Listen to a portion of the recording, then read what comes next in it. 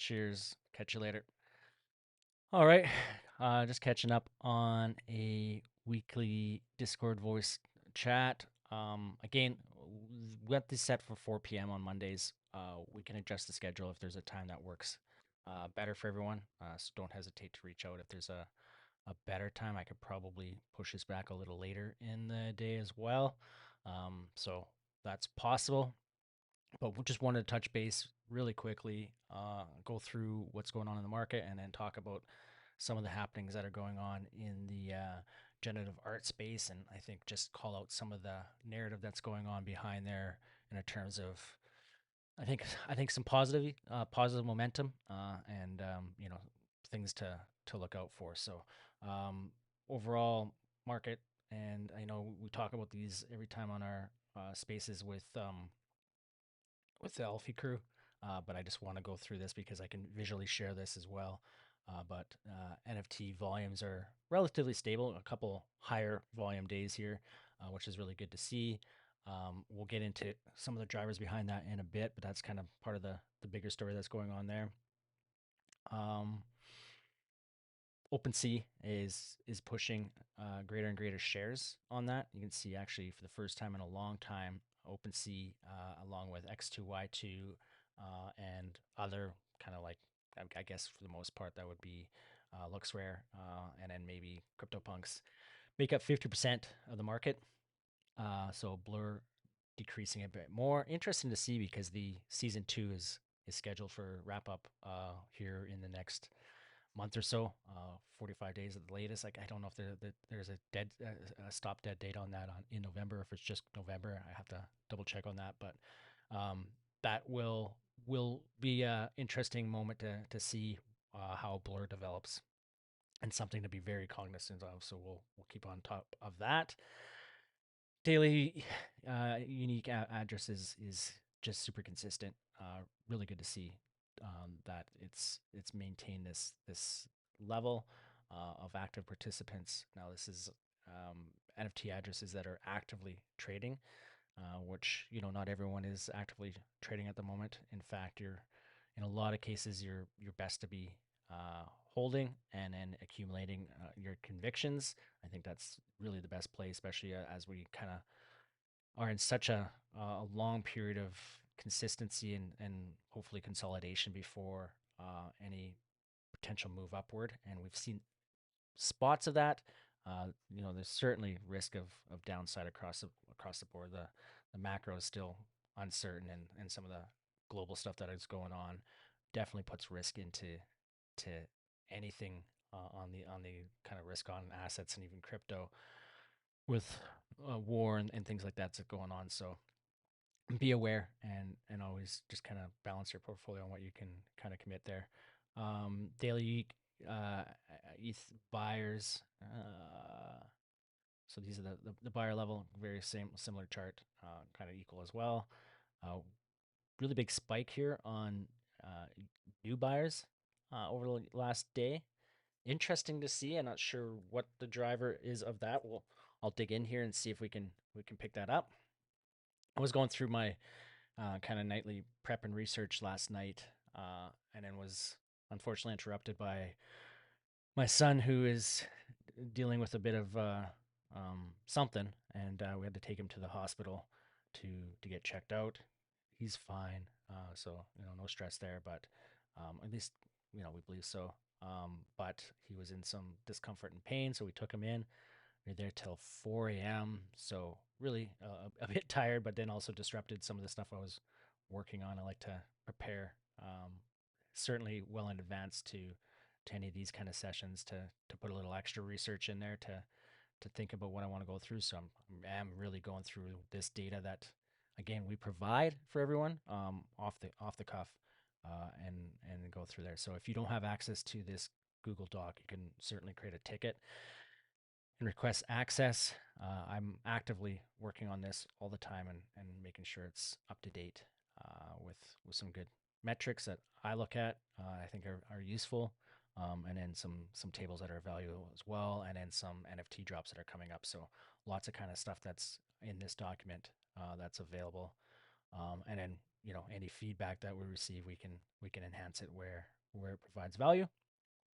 Um, yeah, and then let's see if there's anything else that stands out here. That's pretty much it. And then on the collections tab, the other one we look at, um, sometimes you'll see some oddities in this index chart. Uh, if there's some kind of weird anomalies in the data that comes in, I assume here we got a double entry on this day here, but the blue chip index has been flat and consistent now, going back to August 20th range where we had that kind of little brief dip and then run. Um, really good to see that level because it had been on a very consistent decline really for months. So this level off is really important. Pudgy Penguins kind of leading the way over the last day or so. On the blue chip side of things, they're not the big mover on the day.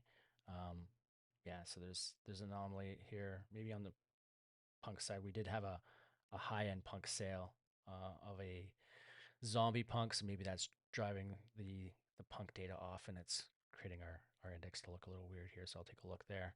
On the weekly, punks and moonbirds lead the way. Punks have been kind of rallying a bit here recently after being down below that 50 mark for a bit, and I think 50 is really the solid range for punks. And then as the market moves, they could push a little higher from there. They're kind of the stable side of things. And then on the mid cap is again been pretty consistent now over the last 2 weeks. After a really significant, consistent downtrend. So again, really good to see that. The movers on that, Gutter Cat Gang, Sandbox is shown as a big mover here. Not sure if that's fully what's going on there, but Gutter Cat Gang really significant. Basically a 2x here over the last recent time. Did mention that on the Thursday space, and it didn't immediately pump, but I think some of the conversations that have happened here with Noah on the various spaces that he's already been on have been pretty strong.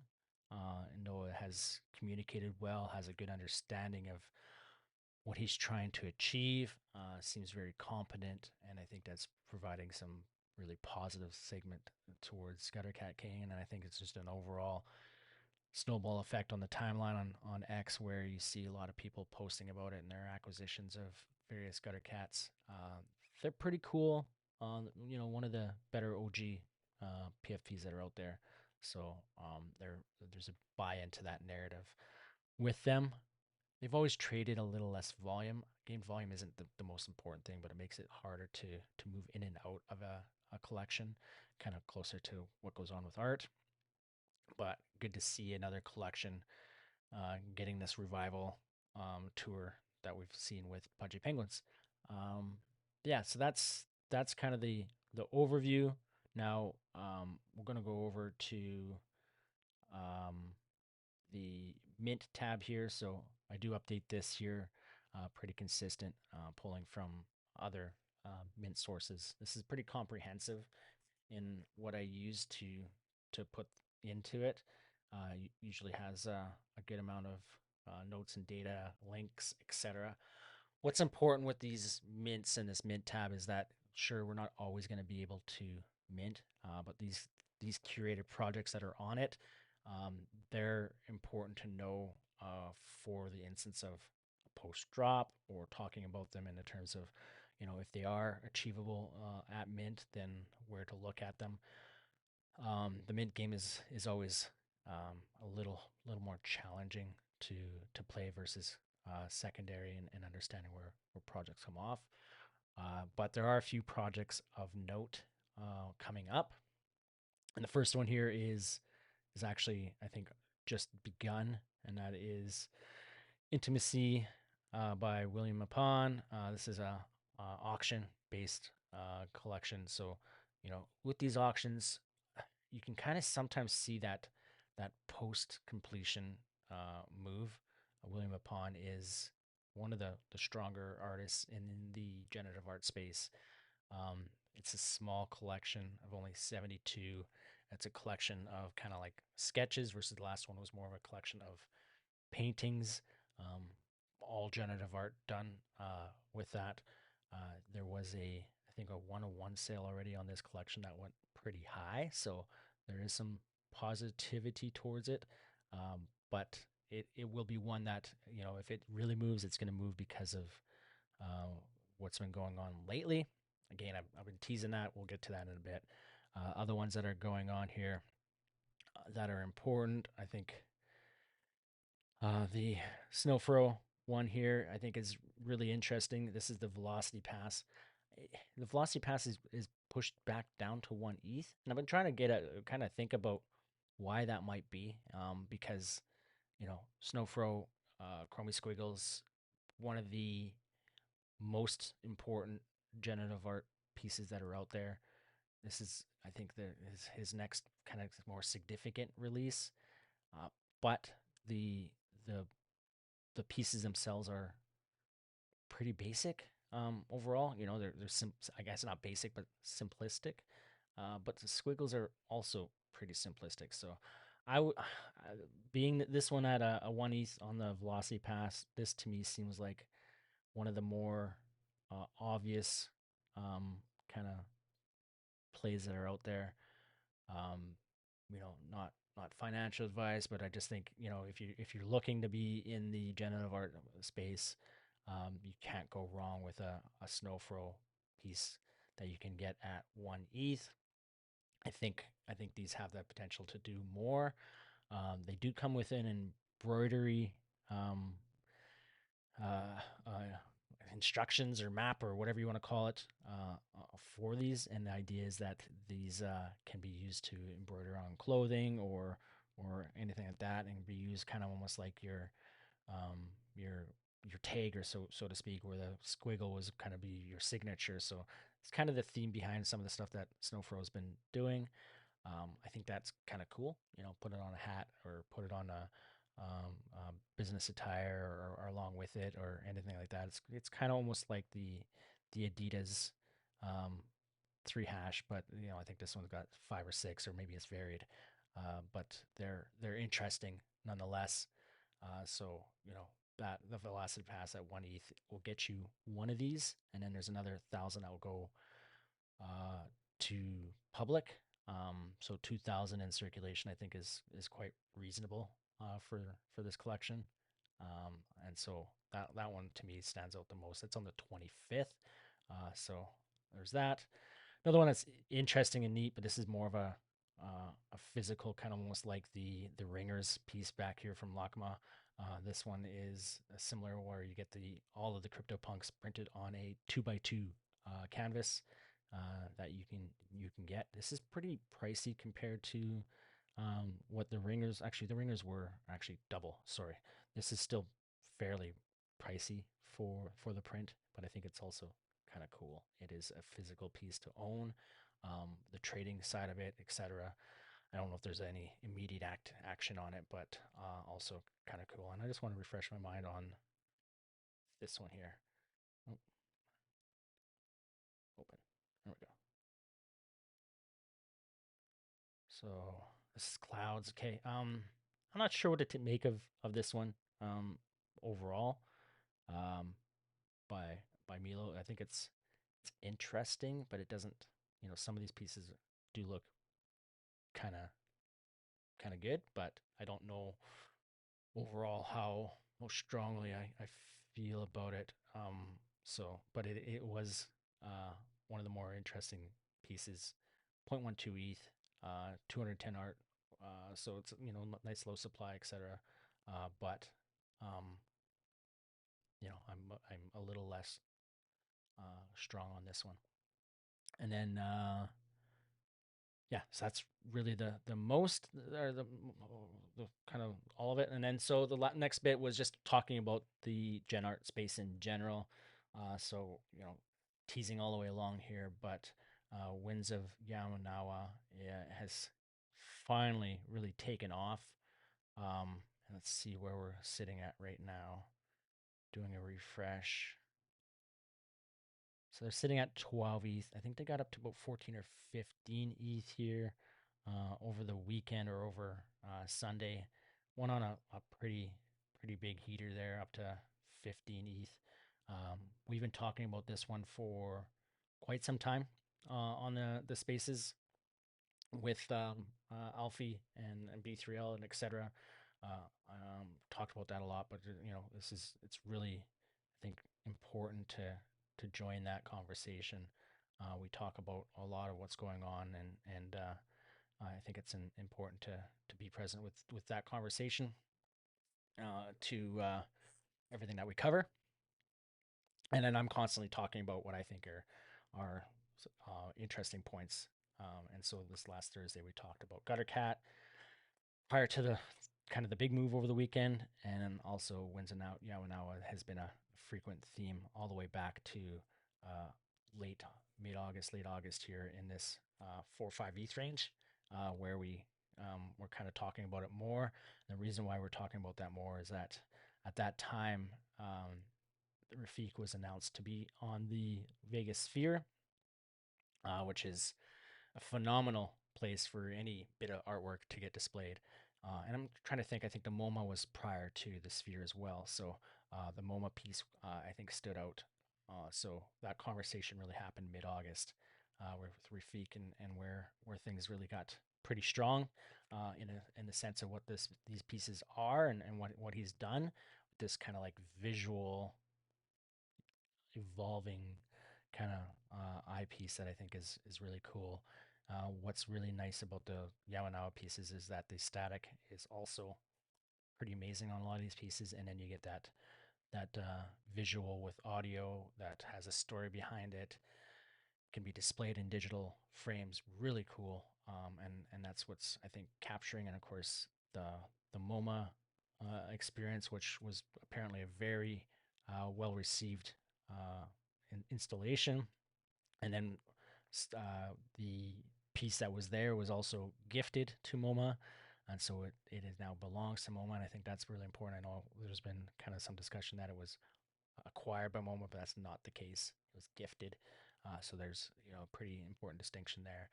But then the Sphere and Rafik being on there, there's just been a lot of mainstream kind of or non NFT attention to what he's done, and because of that, it really felt like this was something that was gonna kind of take off a bit more. 10 ETH was always that mental barrier. I think that we looked at and thought, okay, this is if it breaks 10 ETH, then it can really move. But getting over that 10 ETH, and it's really hard to call a project to break 10 ETH versus whatnot, and any of those major barriers always are challenging. But it ran up to about 10 ETH. It pulled back before reveal, and I think that was a really good second entry for this project, all the way through, and it was, something that was talked about in the 6 ETH range, and this felt like that was a project that was destined for, I think, the 10 ETH range, squiggles kind of range, and then it broke the 10 ETH range. There was a sweep by Machi, and that's what really kind of made it take off from there. But really, really cool. There's some that have gone for in the 20s. There was a piece, the first piece that was bought high, went for 20 ETH, and I think that piece to me was still my favorite. As it kind of the still image is a visual of a person or a warrior, that kind of sort of thing, and I think it really is really cool. But this collection and what it is, and overall, it just really stands out as being something that's awesome, and I think it's going to capture a lot of attention towards the art space if it already wasn't. It was a bit of a bull move in August in art blocks, etc., in the NFT space, where it kind of captured the attention for a bit of time, and then that kind of died off. I think this is going to be another push for it. So going to continue to watch this and others, and just really keep that discussion going. I've been working on trying to do some metrics on the art space and get that really defined. So I'll continue to do so, and hopefully build something that I think is is very useful when it comes to um, gen art. And so once that's available, then we'll go through that more detail. But really, just being able to follow the collections that matter in the art space, a bit of an art index, and then also follow some of the influential um, buyers or tastemakers in the space that seem to be, acquiring some of the pieces that perform well. So including some of that data in there, just to really put that forth, is because I, thanks. You got some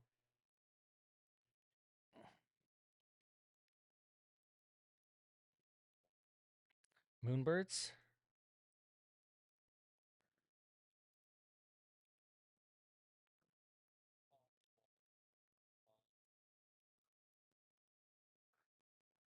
No,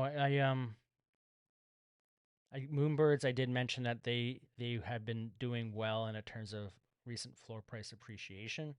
If there's any narrative behind moonbirds that help uh, in this kind of go through, is that moonbirds are the the the art collectors PFP as they've defined themselves. So maybe there's something there to that. But I'm just gonna see if I can see where they are price wise. I haven't unfortunately seen any recent stuff on moonbirds on why they might be moving a bit more. Volume.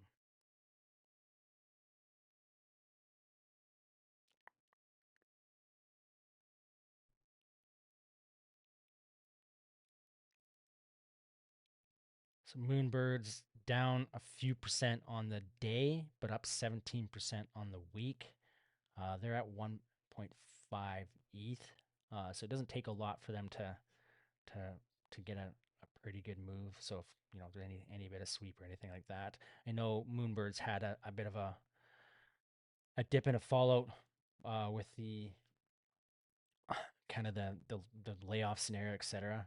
Um, with them, and so there's some of that going on, but it looks like there was a kind of a big push here on the 13th. So let's see the Twitter timeline on that.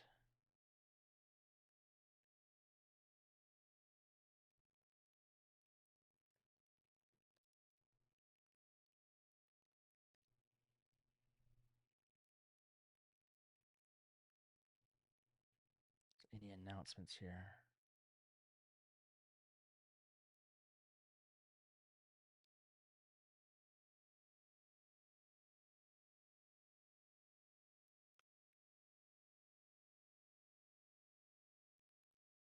So they do have a bit of burning going on with oddities. So that is part of it, but that doesn't indicate why birds are moving.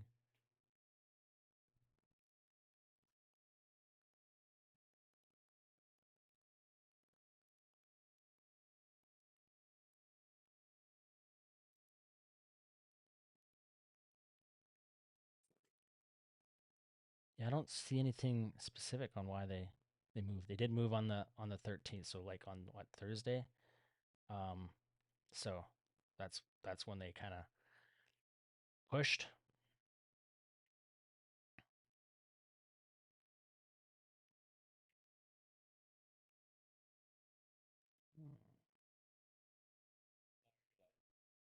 Yeah. Yeah, I mean with a lot of these collections too, when floor price kind of um tallies down with less volume, what it is it doesn't take much for a pretty significant move in floor. If you're able to buy into some of that kind of slow drip of a floor price or floor price chase, etc., whatever you want to call it, and then any bit of volume going into there will will push it up pretty significant. So I'm just showing off some of the wins here, and some of this stuff is from a while ago, and you can really see how just looking at these pieces to me they just really stood out. But um,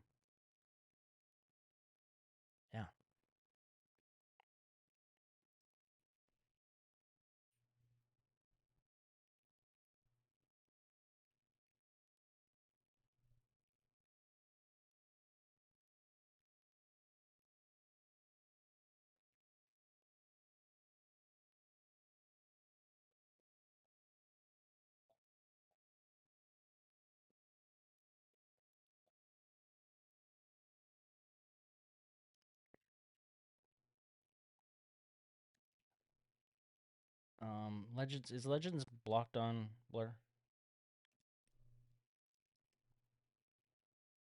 I know they had one recently. It might be the one that's blocked.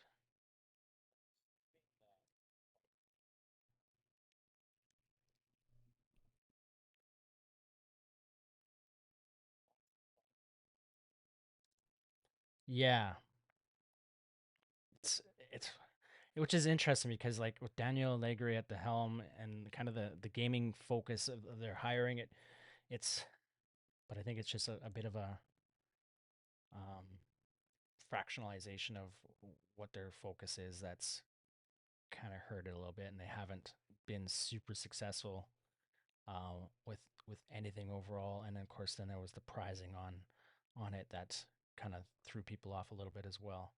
Um, why am I having such a hard time pulling that up?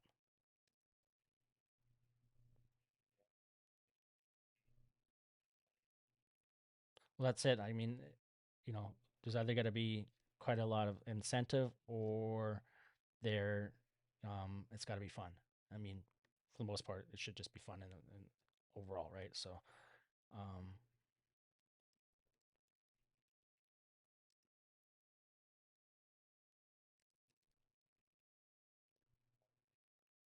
yeah. Well, and the success rate behind games in general is not as high as some may think too, right? So, uh,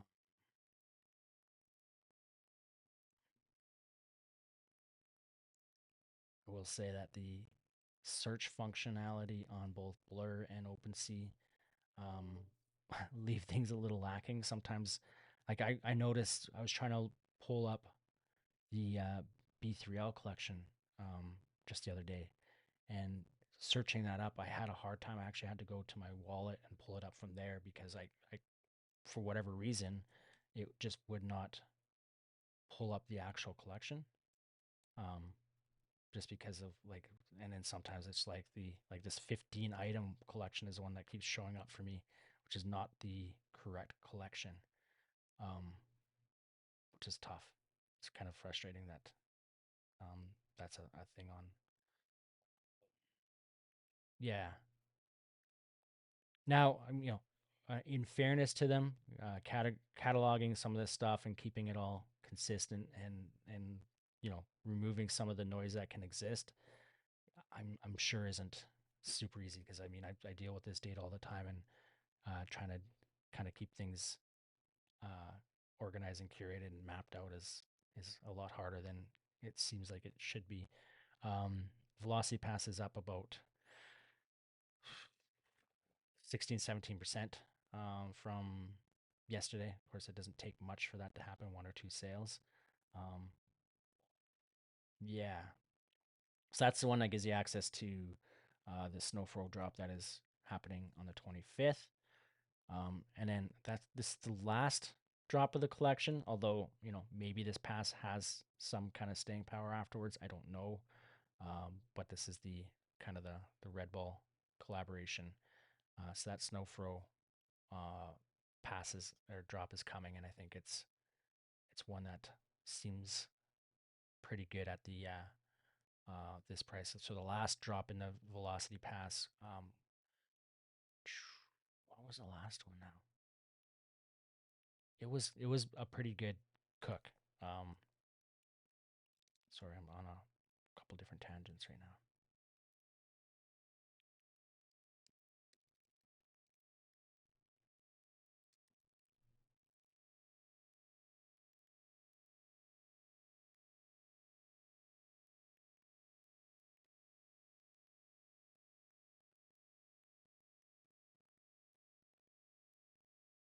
Mm, this Pursuit one um, was the last one, and this one was thought really a really cool collection. To me, feels like it's uh, undervalued. I guess it's hard to define, but so that one came out and moved up to 2.5 ETH post mint out. So that one would have been able to be achieved through Velocity Pass. And so there's that. and then the Snow Fro one that's coming up, which is um, again somewhat hard to define how it's going to be received. If you look at the teasers of it, they are pretty um, basic, I guess, but that's kind of still also kind of his style. Um, so I don't know if they become as iconic as Chromie Squiggles. Well, they certainly won't. But that's kind of the bet is what you can get off of a Snowfro collection from there. So, but that's at that 1 ETH range, and then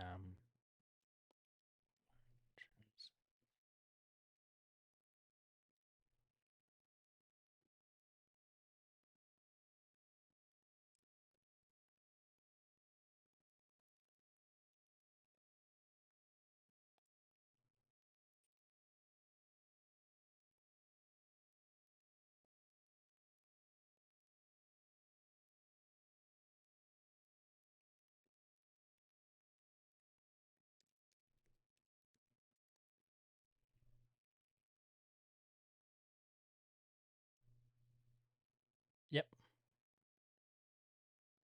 yeah. I'm trying to search on the useless uh, NFT platforms.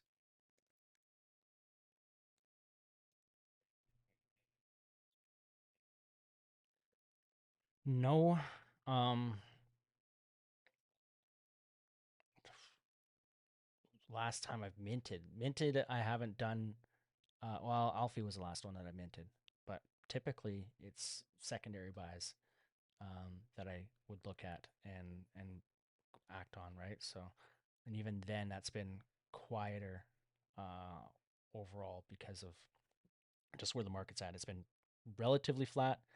There have been, isolated kind of situations, but yeah, I mean, it for the most part, it's because the market has been trending downward for some time. It's you got to pick your spots pretty careful. I think a lot of it is to gravitate towards some of the I guess the high end collections is where your safest kind of bets are, or where you see absolute value.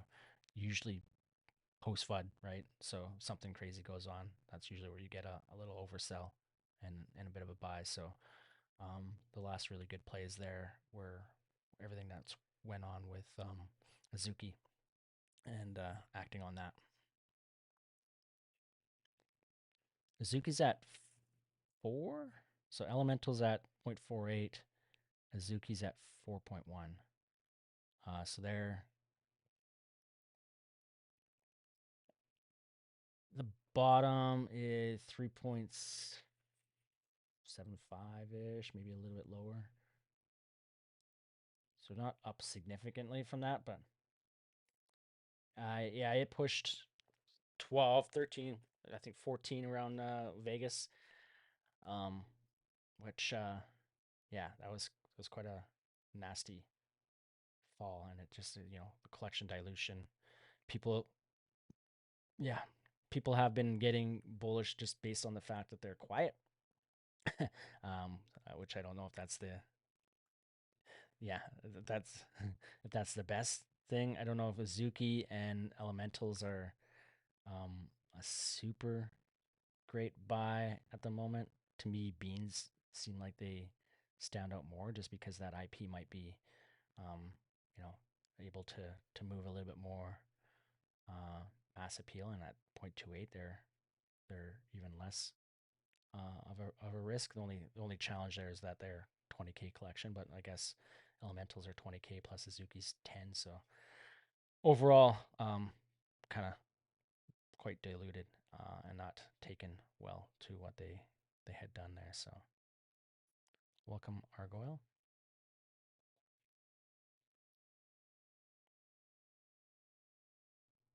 Mm-hmm.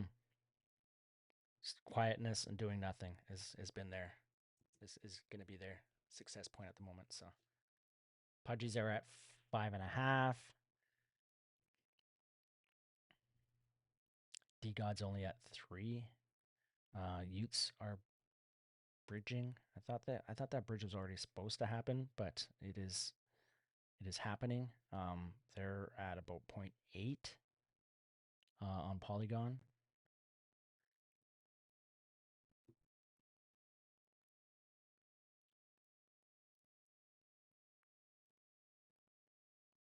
Apes at 25. Um, they they're getting there. Their low was what 2023 ish. Might even been a little bit lower prior to that. I wish. Yeah, I think I think there's a lot. Um, I don't know if there's a lot, but I think overall, if there's some focus back on the ape brand, PFP, you know, when it comes to PFPs and that sort of thing, they stand out the most, um, more than anything. So, um, that's I think if you're collecting PFPs, they're the pinnacle, and that will stand pretty strong. So I think I just got delivered a Starbucks order from my boss, my 9 to 5 boss. So I don't know if you were here, Danksy, when I said that had to take my son in last night to the hospital because he was in some, he's got a bit of a, I don't know if it's a bladder infection or something like that, but he was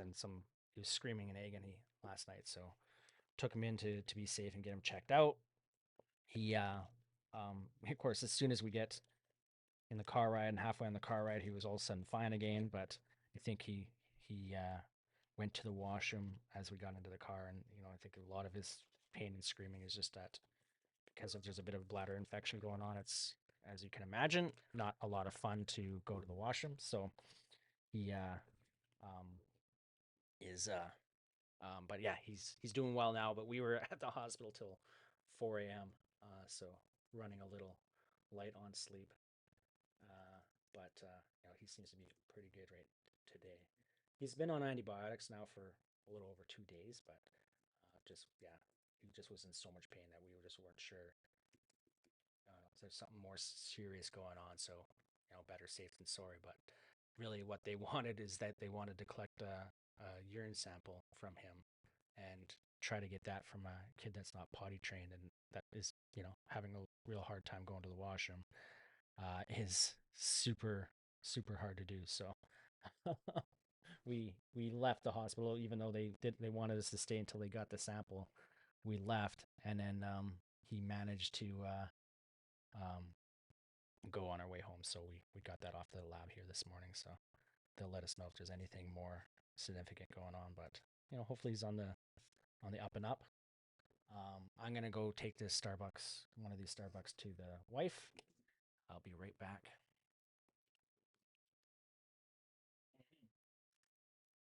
Thank you.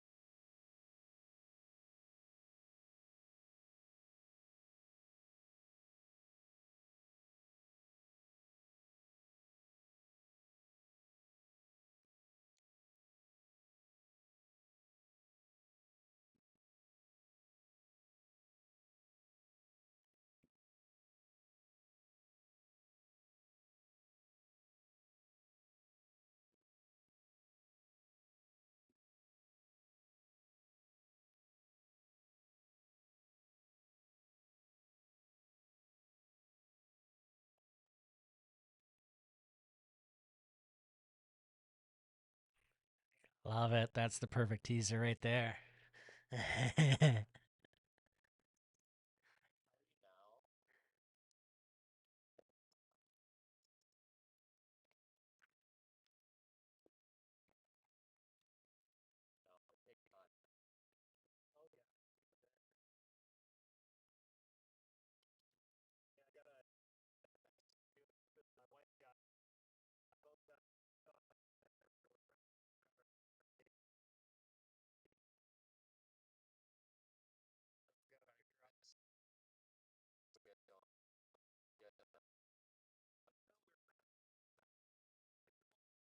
Ooh.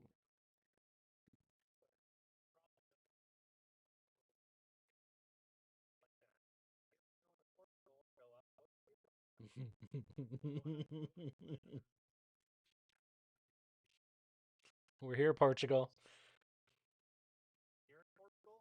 No, I said we're here, Portugal.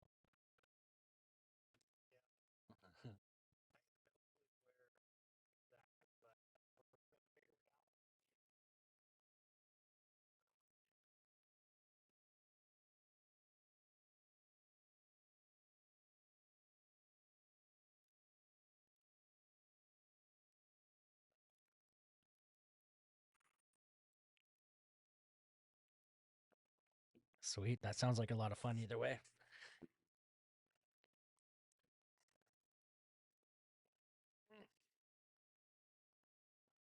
Oof. No doubt. Mm-hmm.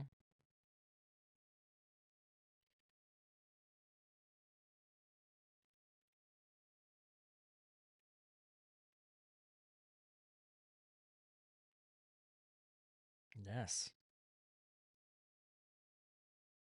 I was gonna say Arizona. Arizona is always the go-to for any snowbird. Is how you go to Arizona. Um,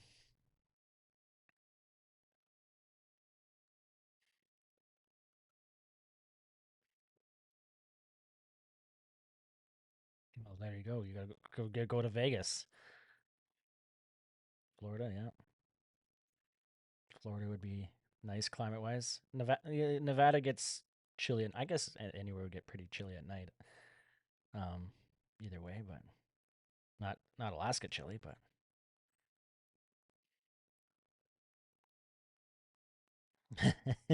yeah. Ooh, it's coming. It's coming. Yes. Oh, sweet. Nice. Do you have a team you cheer for?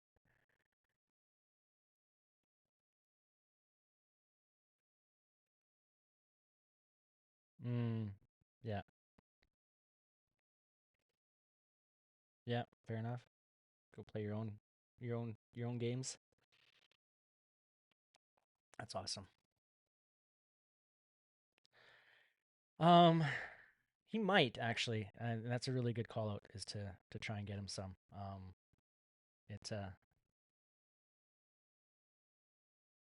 okay.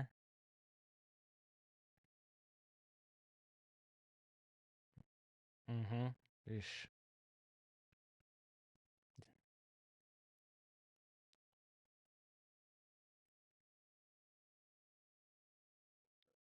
Yeah. Okay. He oh, I couldn't imagine. That's got to be that's got to be peak pain right there. Um but no, he really likes sour stuff, so I think cranberry juice, the tartness of it he would quite like. So that's a excellent call out and we'll probably swing by the store here today to get him going on some because he's been managing.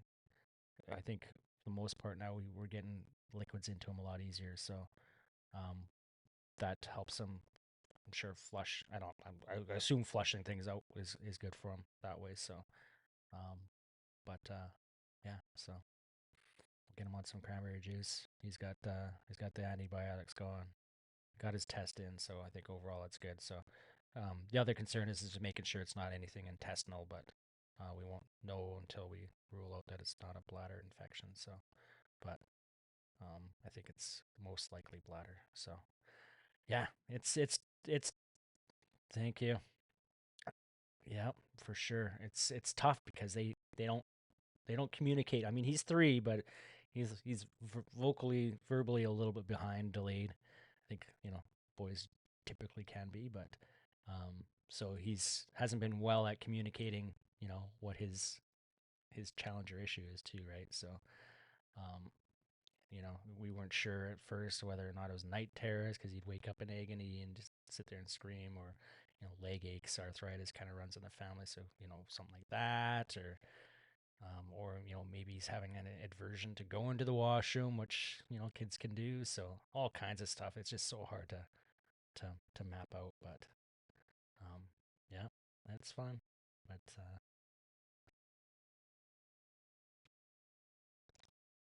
mm-hmm, mm-hmm, right. And then same thing with like the doctors. You got to try and communicate, but there's only so much they can kind of do and figure out. And he doesn't have a fever, so that doesn't help. Because if he had a fever, at least then they can, I don't know, they probably take things a little bit more significant. But he has no fever, but he does have cold sweats and stuff like that. So you know, it's it's tricky, but you know,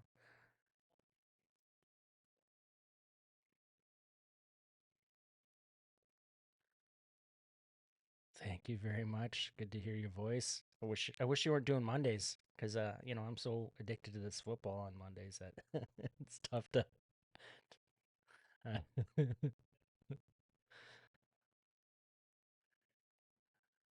Yeah, yeah. If we ever needed to do some fantasy football spaces, or some fantasy football layer of Bridge 3L, I am well well knowledged in the realm of football, and becoming well decorated too, with some of the success I've had. So it's good. Um, so, but it's all. I mean, it's challenging. Yeah, sounds good.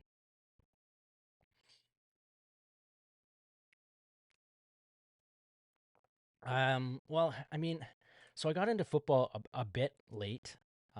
Overall, I mean, being Canadian, hockey was always the number one, and I did some fantasy hockey for a while, but fantasy hockey just does not translate super well as it does in football. So I got, I kind of cheered for really whoever was the team of the moment, as any kind of fair weather fan would do, and then I got into fantasy sports. I don't know, 10, 12 years ago, and or fantasy football, sorry. And then with that, kind of boiled down a team. So I went with the Eagles, first off. So I was cheering for them um, for for a few years, and then I was like, you know what, I'm never going to go to an Eagles game. West Coast, so I chose the Seahawks, which is the closest team to me, and jumped on their wagon. That was after they had won the Super Bowl. And in fact, during the time that they were in the Super Bowl, the what was it? First time I was cheering for the Patriots, just because I had picked them in a bet. So sadly, was cheering when the Seahawks made the one of the worst plays of Super Bowl history, the dreaded pick. But have been to a Seahawks game. I've been to. See you later. Yep, yep. I will listen to him, and if I hear anything, then I will be down there with him. Um, my wife's off to pick up the daughter from school. But with that, yeah, I've been to 49ers games. I've been to some Cowboy games because my father-in-law is a big Cowboys fan. Um, I definitely liked the 49ers, but at the time, 49ers were terrible. And then yeah, I've been to Seahawks games as well. Oakland game versus KC, that was quite a wild game. But mostly it's about who my fantasy football players are, and those are really what I follow and cheer for. So when it comes to watching team games and stuff like that, I don't necessarily get into them quite as hard because I'm watching Red Zone and watching my players. But then once you have 9, 10 plus fantasy teams, it becomes hard to watch your players as well. So I've now got my favorite fantasy teams, and I just cheer for the players that are on there, and that's usually what it comes down to. So yeah. So I haven't actually been because I switched from the Eagles just before they won the Super Bowl too. So I haven't been a fan of a team that's won the Super Bowl yet per se, which is dreadful considering I'm a hockey fan and my team was the Vancouver Canucks. If you follow hockey at all, it's a terrible team to be a fan of. I've recently jumped on the Seattle bandwagon here as of last year as well. So I got the Kraken and Seahawks that I follow, as well as the Canucks and the Eagles. So those are kind of my teams. Yeah, I'm close-ish to Vancouver. I'm about 4.5 hours away from Vancouver, say 3.5 to the Lower Mainland, but yeah, about 4.5 on a good day, depending on what traffic is like. So I'm out in Kelowna, uh, which is 4 hours east, where the fires were here this summer. Nice little piece of paradise. It's almost like it's kind of a little bit of a Napa Valley slash California kind of type area here in BC. So it's pretty nice. Um, yeah, and I don't get out to. I haven't done any recent sporting travels, although I am going to a Canucks Rangers game in a couple weeks. Because my father-in-law wants to go see. I mean, anytime he can, he goes to see the Rangers when they're local, and yeah, so we're gonna go to that game here. I think it's in not this weekend, but the weekend after. So that'll be fun. The Canucks do look actually really good this year, so I'm looking forward to that.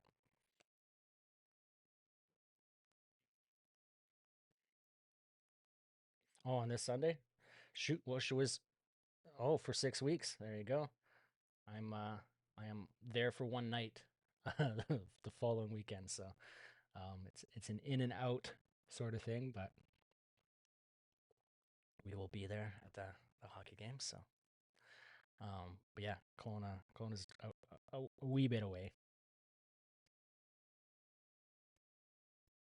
What's up, Bola? Welcome as well. I just waking up. That's perfect. I wish I could be still sleeping. Quarter after 5. Yeah. So that's East Coast, right? Yeah. I was gonna say maybe a quarter after maybe a quarter after 5 somewhere else in the world, and it's 5 a.m. and you're joining bright and early, but um, no, that's perfect. Oh, it is 5 a.m. Okay, there you go. That's okay. There we go. Perfect.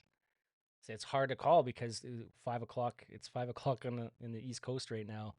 Um, so it's it's tricky, but it's also that's actually kind of a good way to think of it that it's 12 hours 12 hours from east ahead, right? Mm. So, yep. Yeah. We we got daylight savings here on the West Coast, and it's quite annoying and frustrating as well. So it throws it off, and it always feels like it's not very well timed either compared to when it should be. But welcome. Good morning. Mm. Yep, for sure. We were just talking some fantasy sports. Um, prior we already did go through the rundown on the market, etc. But I will post the YouTube video and share it out. So lots going on the art side of the market, so that's fun.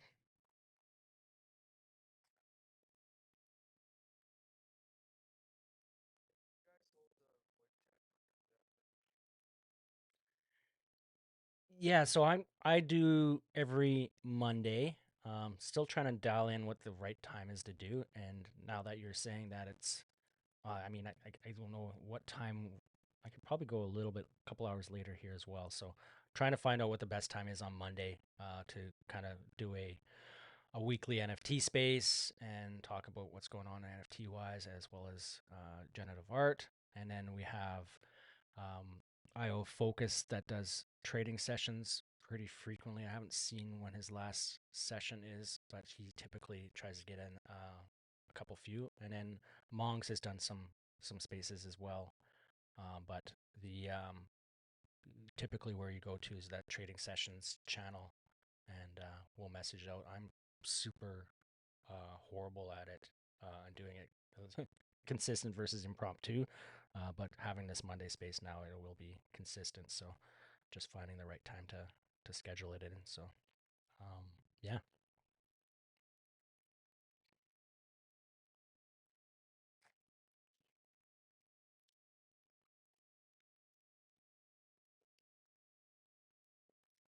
Mm-hmm. Mm-hmm. Sleeping. Yeah. Yeah.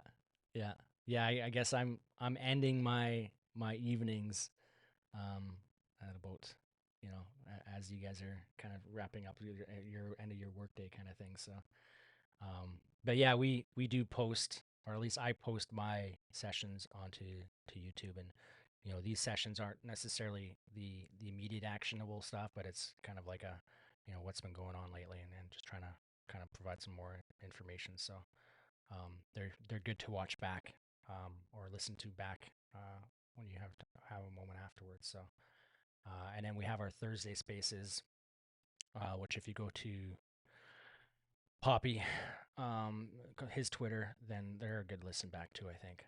So um, they're worthwhile catching up on, especially Chilla's conversation, etc. Oh no, not necessarily. I'm free to carry on a bit more if you have something you want to ask or chat about, then by all means, that's what we're here for. So.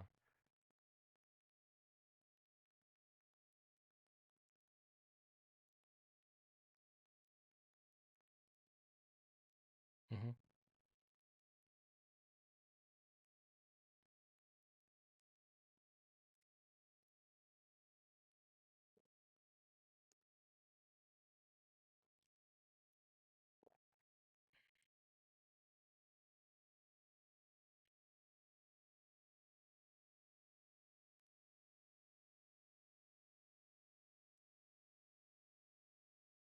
Chilla. Yeah. Hmm. Hmm.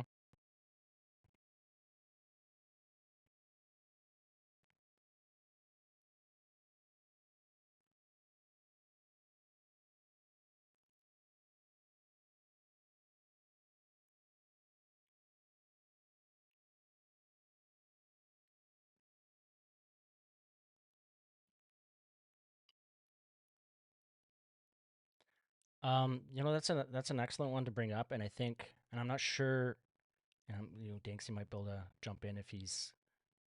Uh,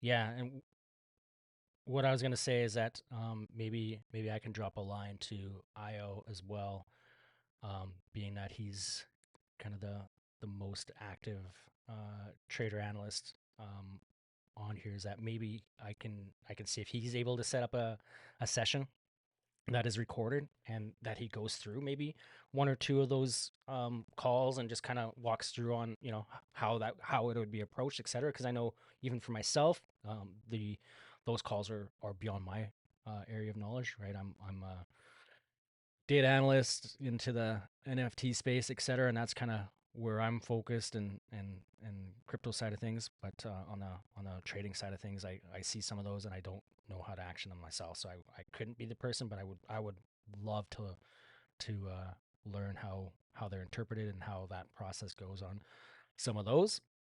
and it could be very useful. I know Halo is listening in as well, but he's someone else that's kind of well versed in that in the area as well. But doing a bit of a how to there, I think would be really cool.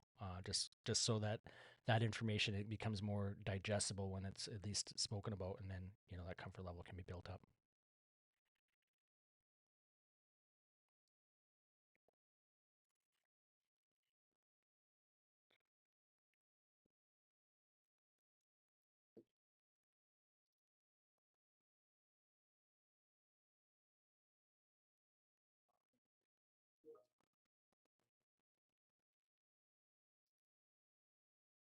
Mm-hmm.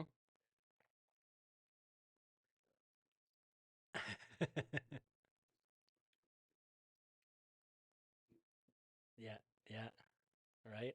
I mean, that's exactly it. You're in a space where you're educating before jumping in and doing too, right? Which is so valuable, right? And I think that's one of the best strengths of B3L is the kind of the diverse knowledge and kind of the focus that we put on in kind of the the knowledge side of things. So yeah, and the mining aspects and the mining pool is super cool. I know I didn't have the opportunity to get in on it, but what's going on the mining side of it, I think as I used to mine too, actually, back in the day with my own PCs and bought a miner and all that kind of stuff. So it was quite a lot of fun and also quite a lot of challenges as the market changes and evolves too. So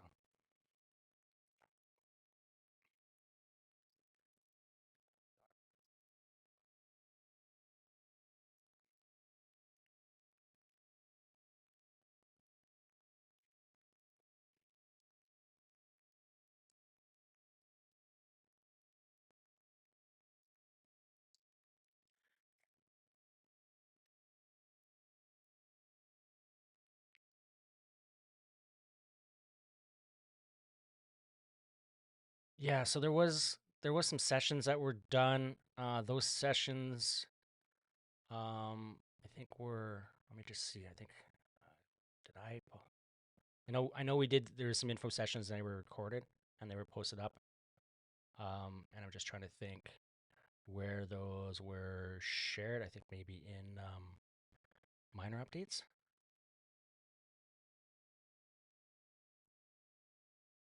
Because yeah, we had a couple really good Discord calls on it, and then I'm not sure if Danksy has anything that was physically shared or any docs that were shared. Obviously, that stuff always kind of evolves as it goes through, but there was a bit of a calculation that was done and shared on that space that we recorded.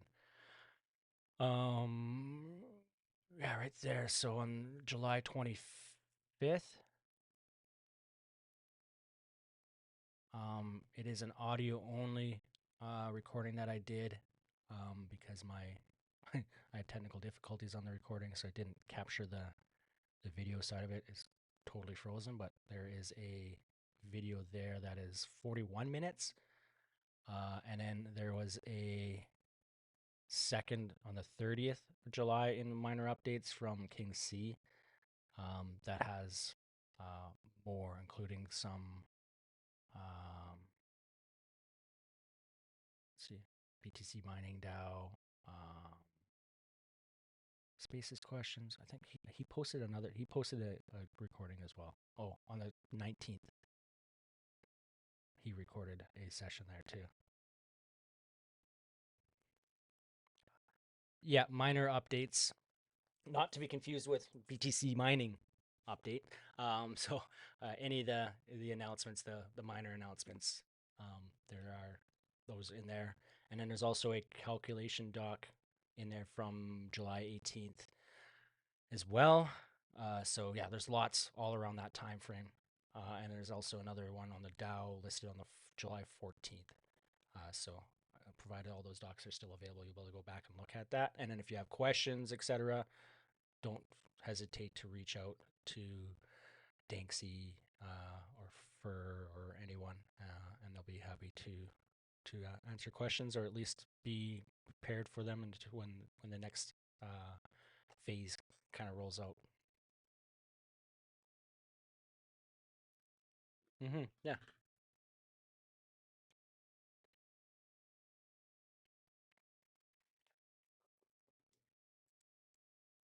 Hmm.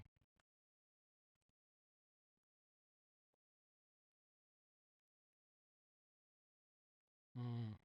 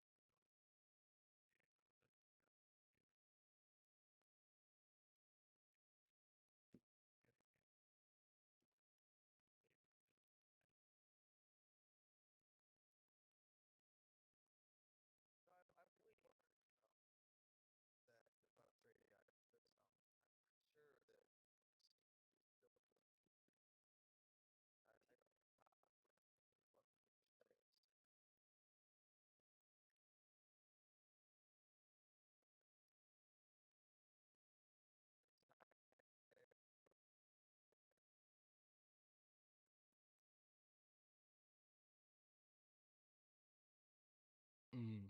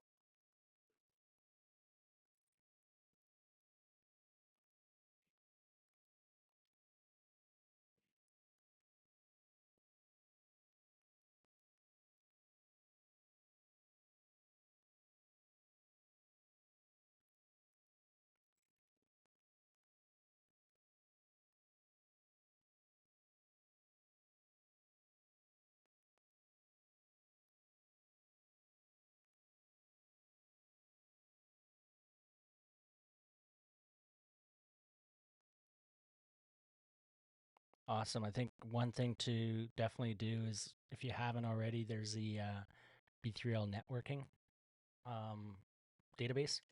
So that's up in under member research or club chat. So you can fill out your information in there. Of course, that's probably something that's not actively checked all the time.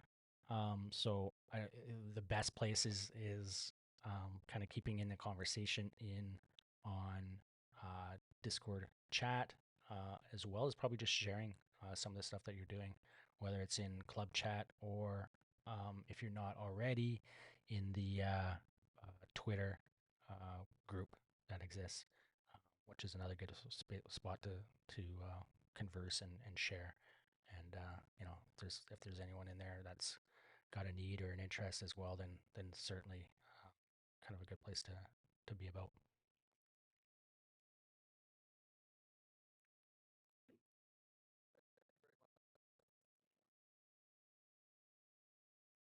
No worries. Yeah, you have yourself a good day, and thanks for joining in on the conversation.